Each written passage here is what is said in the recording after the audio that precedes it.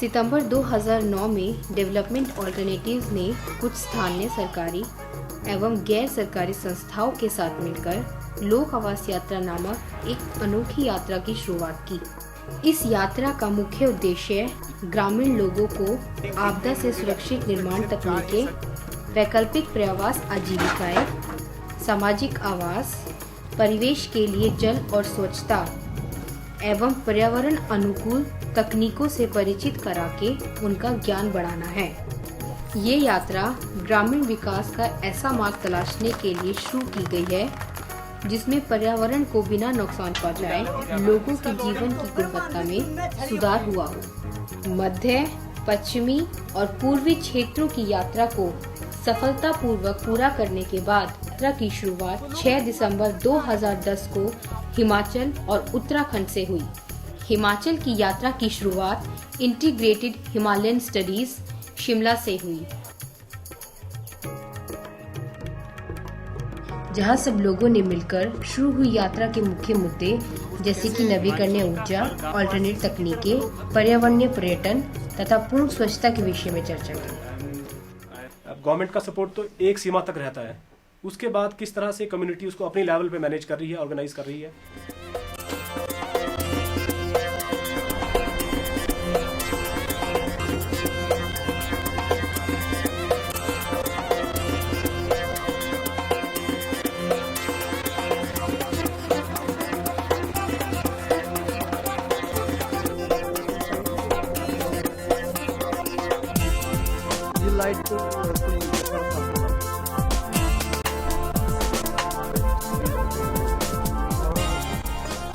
इस गांव का नाम कोटी है।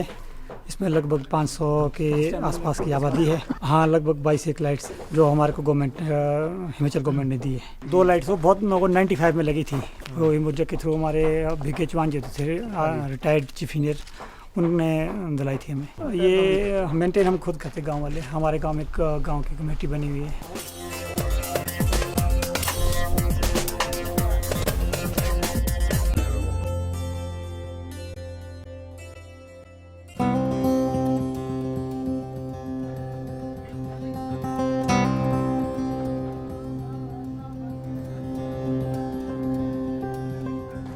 आज हम अभी हिमूर्जा बिल्डिंग देखने जा रहे हैं। वहाँ हम देखेंगे किस तरह से सोलर एनर्जी को यूज़ करके हमारे घरों में जो है ऊर्जा की खपत को कम किया जा सकता है। सोलर पैनल की सहायता से पूरे मकान को जो है लगभग 1 किलोवाट की जो है ऊर्जा दी जा रही है।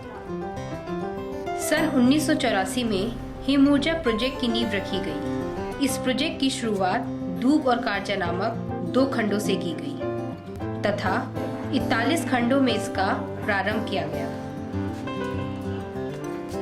इस बिल्डिंग में एक्टिव और पैसिव हीटिंग का इस्तेमाल भी किया जा रहा है, जिसमें धूप की गर्मी से गर्म हुई हवा को ब्लोअर के माध्यम से पूरी बिल्डिंग में सर्कुलेट किया जाता है, जिसकी वजह से सर्दी के दिनों में भी यहाँ एक टी-शर्ट में बैठा जा सकता है। हिमऊर्जा की बिल्डिंग में जिस तरह से सोलर एनर्जी को यूटिलाइज किया जा रहा था, वो चीज़ काफ़ी अच्छी लगी। और उन्होंने डबल लेन विंडोज़ और सोलर वोल्टिक सेल्स और सोलर हीट सिस्टम, ये सारी चीज़ें बहुत अच्छी लगी और मैं इन चीज़ों को अपनाना चाहूँगा।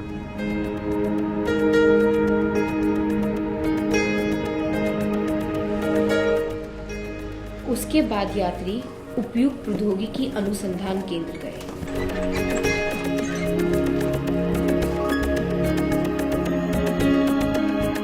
यहाँ पे रूरल टेक्नोलॉजीज, एप्रोप्रिएट टेक्नोलॉजीज के बारे में काम हो रहा है, जहां उन्होंने विभिन्न प्रकार की तकनीकों का अनुभव किया,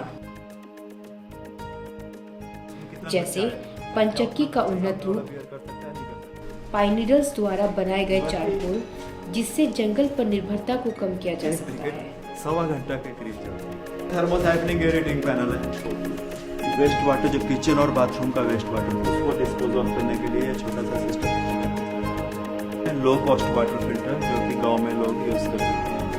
इसके अलावा उन्होंने वहां सोलर पैसिव हीटिंग का एक लाइव मॉडल ट्रॉम्बेवॉल भी देखा, जिसमें बिना किसी एक्सटर्नल हीटिंग के कमरे को गर्म रखा जा सकता है।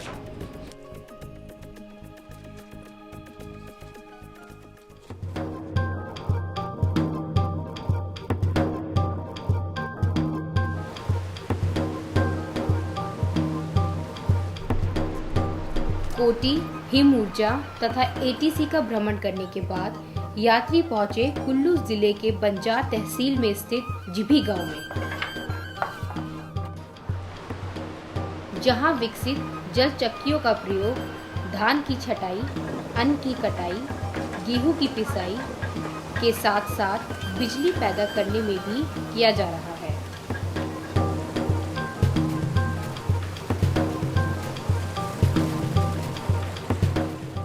इन घराटों की विद्युत उत्पादन क्षमता 2.5 से 3 किलोवाट है। ये न सिर्फ स्थानीय ऊर्जा जरूरत को पूरा करेगी, बल्कि घराट के मालिक को इसका आर्थिक लाभ भी मिलेगा और विकास का जरिया भी बना रहेगा। ये घराट जो अब इसको 1 साल हुई अभी पूरी जो नया लगाए हुए। मैं एक टूरिज़्म यूनिट वहाँ पे चलाता हूँ, पर्सनली कैंपिंग साइट चलाता हूँ। मैं माउंटेनियर बाय प्रोफेशन। तो यहाँ की जो बिजली पैदा होती है वो वहाँ पे यूज़ करता हूँ, और वहाँ से मैं जो भी रेवेन्यू आता है, जैसे कुछ शेयर यहाँ पे चला जाता है, जो मैंने स्टेट इलेक्ट्रिसिटी को देना था वो मैं यहाँ पे देता हूँ अपनी। इससे ऑब्वियसली हमारी सोसाइटी को फ़ायदा होता है। यहाँ जो लाइट जनरेट की जा रही है जो हमें बहुत ही बढ़िया लगा, क्योंकि इसमें ना कोई ज़्यादा पैसे लग रहे हैं और ना ही हम पर्यावरण को जो है अनुकूल बना के रख सकते हैं इसके माध्यम से हम। जिभी में यात्रियों को घराट के साथ साथ परंपरागत काटकुनी के घर भी देखने को मिले। काटकुनी का मतलब है इसके कोने में नीचे से लेकर ऊपर तक लकड़ी, काट का मतलब है लकड़ी लगी होगी ऊपर तक। जो इसमें जॉइंट होता है अंदर, वो लकड़ी से, इसमें किले नहीं यूज़ की जाती हैं। बीच में वो स्टोन यूज़ किया जाता है। फिर लिपाई के लिए काउडंग और मिट्टी का मिक्सचर बना के उसको लिपाई की जाती है। और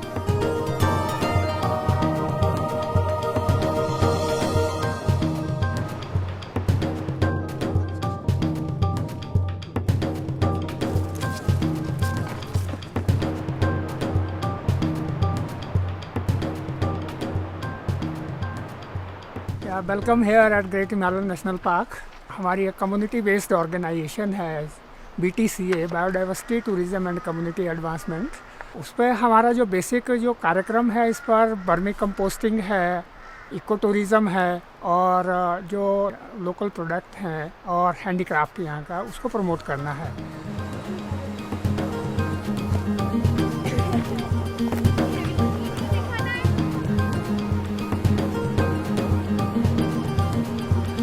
WWF द्वारा BTCA को दी गई इस योजना के अंतर्गत इस क्षेत्र में आमदनी की गतिविधियों पर काम किया जा रहा है। अभी इस क्षेत्र में 52 स्वयं सहायता समूह हैं, जिसमें लगभग 520 महिलाएं काम करती हैं, जिनका बेसिक कार्य वर्मी कंपोस्ट है। सर ये खाद, केंचुए और कुछ जराब, कूड़े वगैरह, ये जो ऐसा बनाते हैं हम।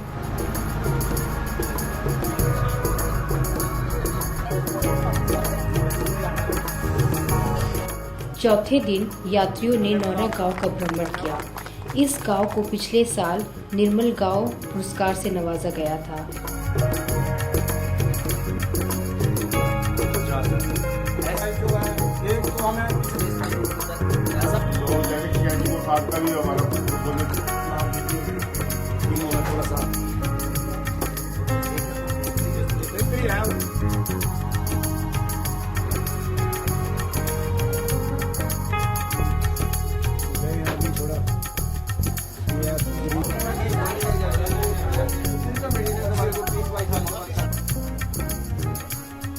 स्वच्छता अभियान के तहत हमारा गांव जो है वो पूरी राज्य स्तर में जो है प्रथम आया। इसके लिए जो है हमारी पंचायत को 10 लाख रुपए की राशि मिली है।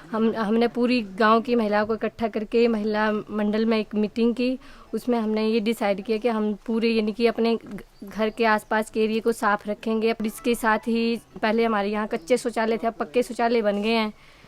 तो ये जो है हमने सभी ने इकट्ठा होकर एक सोच की और हमारे प्रधान जी ने महिलाओं को और आगे बढ़ाया, उनको प्रेरित किया कि आप अपने आस पड़ोस में पूरे पर्यावरण को साफ रखने से आपको क्या फ़ायदा होगा, और साथ में इसके लिए आपको जो वो गवर्नमेंट की तरफ से और या संस्थाओं की तरफ से जो पुरस्कार भी मिलेंगे।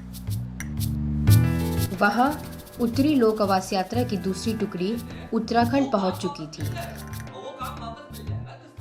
और इनका विशेष जोर बायोगैस, सौर ऊर्जा, ऑल्टरनेट तथा आपदा प्रतिरोधी तकनीकों पर था। डेवलपमेंट ऑल्टरनेटिव के साथी बाकी और सब साथी लोग, आप सबका स्वागत है। यहाँ यात्रियों की शुरुआत हेस्को आश्रम से हुई, जहाँ उन्होंने यात्रा के मुद्दों पर चर्चा करने के बाद CBRI टेक्नोलॉजी पार्क की तरफ प्रस्थान किया।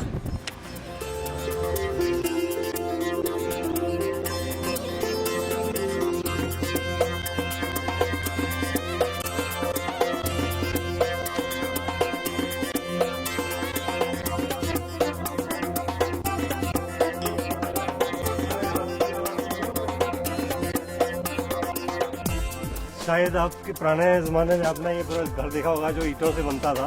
ये जो रूफिंग टेक्निक है, इसको अगर आप इस्तेमाल करेंगे तो लगभग आपकी 25 से 30% कॉस्ट जो है वो कम हो जाती है। सीट जिसे आप कह रहे हैं, इसको दो पोर्शन में यहाँ से आपका नल आ रहा है, एक को आप बंद कर देंगे और एक नल इसमें इकट्ठा होता रहेगा। किचन का जो है ना इसमें जाएगा चैम्बर में, फिर वो उठेगा, फिर इसमें ब्रिक बैट है, पानी जो है उसमें साफ कर जाएगा। जरा सी मैच से जो है ना ये आग लग जाए, दोनों तरफ से एक गर्मी फ्रेम है।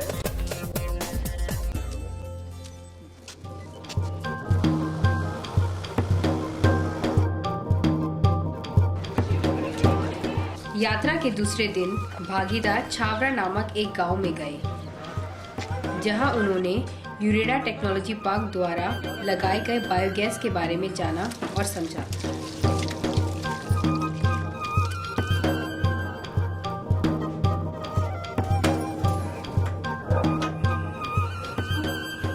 ये आपको किसी सरकारी स्कीम के तहत जो ये 9,200 रुपए या 10,000 जो आपको मिला, ये दीनदयाल के अधीन मिला या ये उरेडा के जो 10,000 की जो सहायता है वो उरेडा ने दे रखी है। उरेडा ने दे रखी है। और काम करने वाले हमारे कुमाऊं कार्यकर समिति है। आपने सबूत बनाया और भी मिस्त्री वाले काम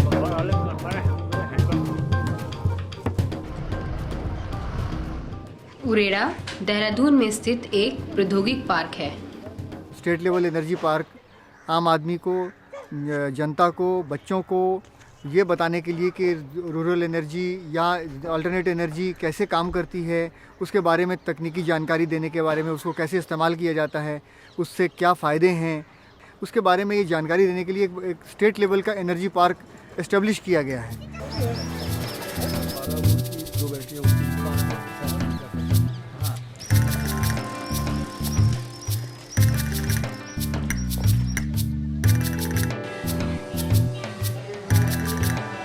ये घूमता है।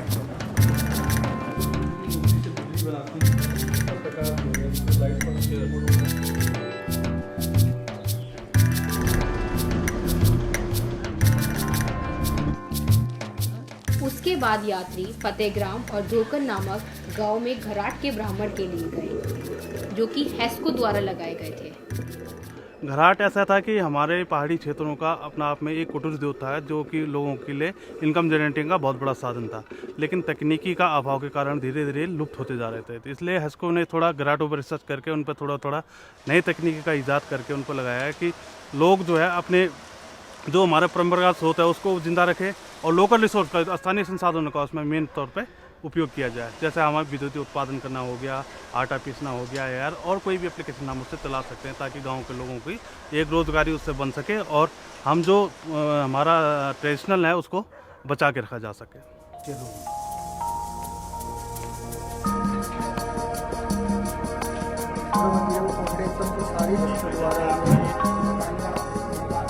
हिसाब लगाए तो 5-6 हज़ार रुपये तो आराम से बन जाएगा महीने में, आधी रेट में।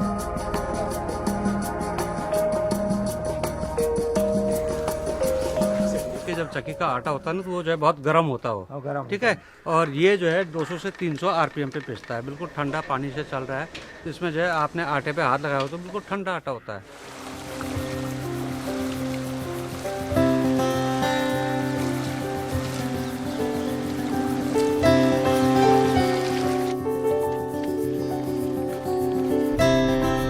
उसके बाद सभी यात्री थानो प्राइमरी स्कूल भवन को देखने गए, जो कि भूकंप प्रतिरोधी तकनीक से बना है।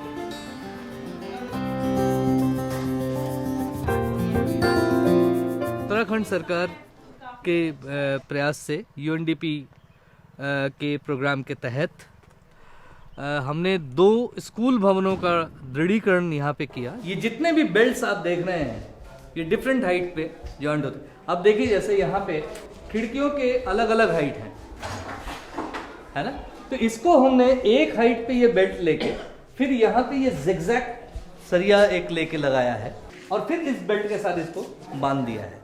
तो जब अर्थक्वेक वेव्स आते हैं तो वो जैसे ही उसमें आएंगे तो वो उससे ऊपर की ओर उसमें ट्रांसफर हो जाएंगे। तो ये आपका मैक्सिमम स्ट्रेंथ को, वेव्स के स्ट्रेंथ को सहेगा। 4 दिन की लगातार कड़ी मेहनत और नए अनुभवों के साथ 5वें दिन दोनों पथ के यात्री सीतबाड़ी में स्थित जागोरी कैंपस में एकत्रित हुए। ये हमारी चौथी यात्रा आज आप सब लोगों के सहयोग से फिनिश हो रही है, जहां उन्होंने अपने अनुभवों को एक दूसरे के साथ बांटा और समझा,